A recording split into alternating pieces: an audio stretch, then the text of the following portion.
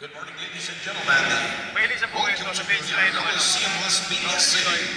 Here we go for the second matchup of Atlanta Skinny Manny Pacquiao's Junior MPBL inaugural season. Now it's time for your Marikina Junior Street Master 16 number and Manila Pirates 16 number. Introducing first the starting five of Marikina Junior Street Master 16 number. Playing point guard number 23, Jared Cruz. His shooting guard number 6, Sanji Mestizo. Playing forward number 26, Peter Guño. Playing power forward number 14, Mark Agonay. At center number 32, Will Yap.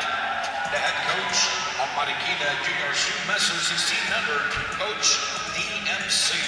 Assistant coach Adrian Tambaco, Vince Sumage, Greg Reyes, and Al Benflorida.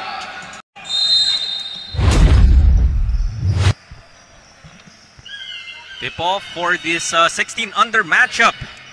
Manila Pirates going up against the Marikina Junior Shoe Masters. Talking about the starters for both squads. Para sa Marikina, we have Mestizo, Hagonoy, Cruz, Junio, and Yap.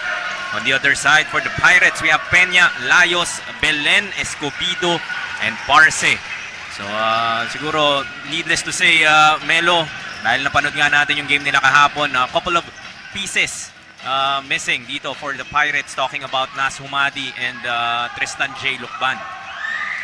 Well, it's gonna be the other guys naman for the Pirates ngayon who needs to step up and try to get this a back-to-back win nga against this Marikina team who is not lacking in ceiling. Makikita natin dito yung kanilang tallest player, that's Yap. Kita mo naman talaga nangingibabaw. In this, he's also the team captain.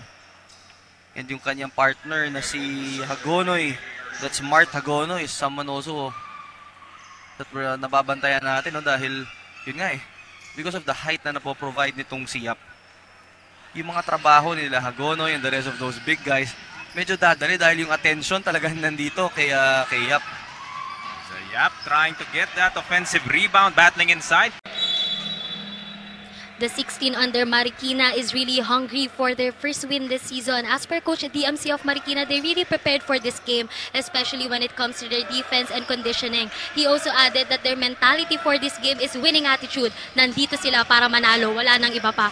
Sabi rin ni Coach, inaasahan niya ang pagputok ng laro ng mga Marikina homegrowns na sina Jared Cruz, Dwayne Tendesha at Adwin Yap. Syempre pati na rin sa kanyang mga key players na sina Rain Reños at Sanji Mestizo na parehas namang nagsabi sa akin na mag-i-improve sila pagdating sa kanilang depensa dahil ito ang naging lapses nila on their previous games. Jaime and Coach Melo, makikita kaya natin ang pinaghandaang magandang depensa ng Marikina. They are showing it so far. Thank you, Andrea. It's a short-handed Pirates at that. And itong mga Marikina, so far so good para sa kanila. Looking for their first win in this season. Tendensya recovers that loose ball. Junio. Short on that J. And Manila Pirates on that defensive sequence showing us how to negate height advantage. Tatlo ilagay mo. Walang malakas sa marami. Layos underneath. Misses on the first. Huli naman siya ni Yap on the second. So 12 to shoot but stolen here by Junio. I love itong demeanor ni Yap. No? He got that block pero parang wala lang. Normal lang yan. Wala. Nahuli ko siya. Nilagay niya yung bola sa kamay ko. Hindi nga tumalon eh. Next thing I know, may bola na dun sa kamay ko eh. The size of itong ang si Yap, no? Really proving very big difference. And this is a 16-year-old. So, ang dami pang ma-develop. And if makita natin ngayon, no, medyo he's not slow for his size, itong si Yap. It's just a matter of feeling ko yung on the skills part yung idadagdag sa kanya and maraming pahihirapan to.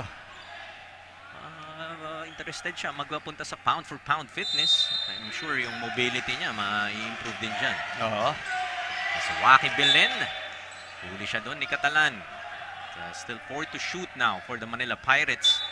So this tandem of Catalan and Yap making it hard for Manila Pirates to get their shots, although they cannot finish that rebound battle.